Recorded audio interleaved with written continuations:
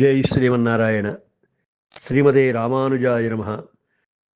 శ్రీ సుదర్శనాయ హేతిరాజాయ నమః. ప్రియ భగవద్బంధువులారా, శ్రీ సుదర్శన శతకం శ్రీ కోరనారాయణ జీయస్వామి అనుగ్రహించిన అద్భుత శతకం. ఆరోగ్యాన్ని, ఐశ్వర్యాన్ని అనుగ్రహించే అద్భుతమైనటువంటి శతకం ఈ సుదర్శన శతకం. దీనిలో 4 శ్లోకాలు పూర్తి అయ్యాయి. వేళ 5వ శ్లోకం.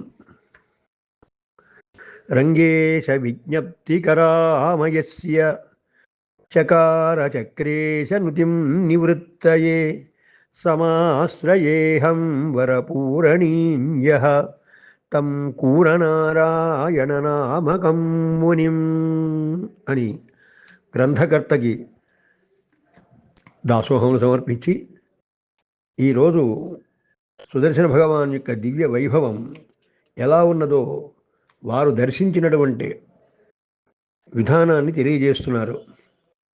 ఎంతో శక్తివంతమైనటువంటి సుదర్శనాన్ని మనం మామూలుగా చూడలేం. మహాతపస్సంపన్నులై, తదేక నిష్ఠులై, ఉపాసనాపరులైనటువంటి వారికి మాత్రమే ఆ దర్శనం లభిస్తుంది.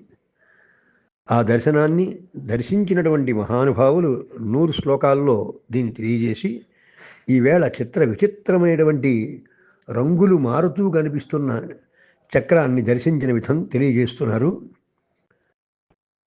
శ్యామంతామ ప్రసృత్య క్వచన భగవతః క్వాపి ప్రకృత్య శుభ్రం శేషస్య భాసా క్వచన మణిరుచా క్వాపి తస్యైవ రక్తం నీలం శ్రీనేత్రకాంత్యా క్వచిదపి మిథునస్య ఆదిమస్యేవ చిత్రాం వ్యాతన్వానం వితాన శ్రియముపచినుతాత్ శర్మవచ్చక్రభాసం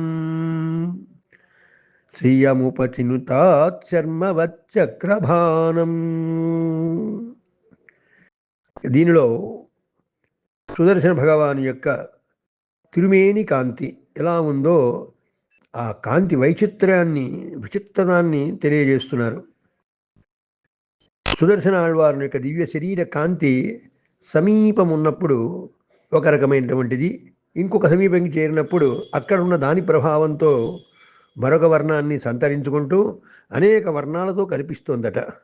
ముందుగా ఆ స్వామి యొక్క సుదర్శన భగవాన్ యొక్క కాంతి ప్రవహించడం చేత దివ్యమంగళ విగ్రహ కాంతి ఒకచోట శ్యామల వర్ణం, అంటే కొంచెం నీలము లేదా పచ్చవర్ణంతో కలిగినటువంటి రూపం కల్పిస్తూ ఉంటుందట.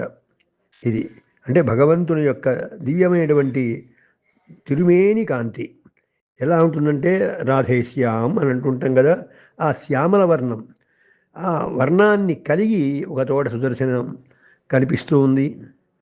అంతేకాక క్వచన మళ్ళీ మరొక చోట చూసుకుంటే ఇంకో రకం క్వాపి, ఇంకొకసారి అది ఎలా కనిపిస్తుందో చెబుతూ ఈసారి ఒక దీపశిఖతుల్యంగా సమానంగా కనిపిస్తున్నటువంటి పింగళ వర్ణం అంటారు దాన్ని.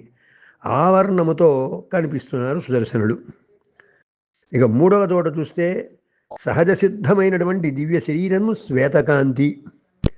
క్వచన అంటే మరొక చోట శుభ్రం శేషస్య భాస, శ్వేతకాంతితో తన యొక్క రూపాన్ని దర్శింపజేస్తున్నారు. మరొక చోట చూస్తే ఆదిశేషుని యొక్క సహజ సిద్ధమైనటువంటి దివ్య శరీరం అది. అలాగా శ్వేతకాంతితో కనిపించింది. అంతేకాక ఆ పడగల మీద ఉండేటువంటి రత్న కాంతిని గురించి కూడా చెప్తున్నారు. నీలం శ్రీనేత్రకాంత్యా క్వచిదపి మిథునస్య ఆదిమస్యేవ చిత్రం. అది ఎలా ఉన్నది అని అంటే నల్లగా ప్రసరిస్తూ అదొక రకమైనటువంటి కాంతితో కనిపిస్తూ ఉంది. అంతేకాక లక్ష్మీనారాయణుల యొక్క మిథునం, వీరిద్దరూ కూడా ఒక చోట చేరి ఉంటే వారిపైన ఒక చాందినీలాగా వితానము వలె, వ్యాతన్వానం వితాన శ్రియం ఉపనిచనాత్, ఆ పైన చేరి చక్కటి చాందిని వలె కనిపిస్తోందట.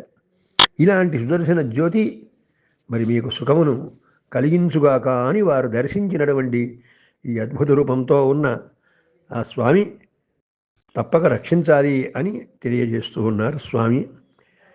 ఒక్కసారి మళ్ళీ శ్లోకాన్ని విన్నవిస్తా. శ్యామంతామ ప్రకృత్యా క్వచన భగవత క్వాపి బభ్రు ప్రకృత్యా శుభ్రం శేషస్య భాసా క్వచన మణిరుజా క్వాపి తస్యైవ రక్తం నీలం శ్రీనేత్రకాంత్యా క్వచిదపి మిథునస్యాదిమస్యేవ చిత్రాం వ్యాతన్వానం వితాన శ్రియముపచినుతాత్ శర్మవచ్చక్రభానం. జై శ్రీమన్నారాయణ. అస్మద్గురుభ్యో నమః.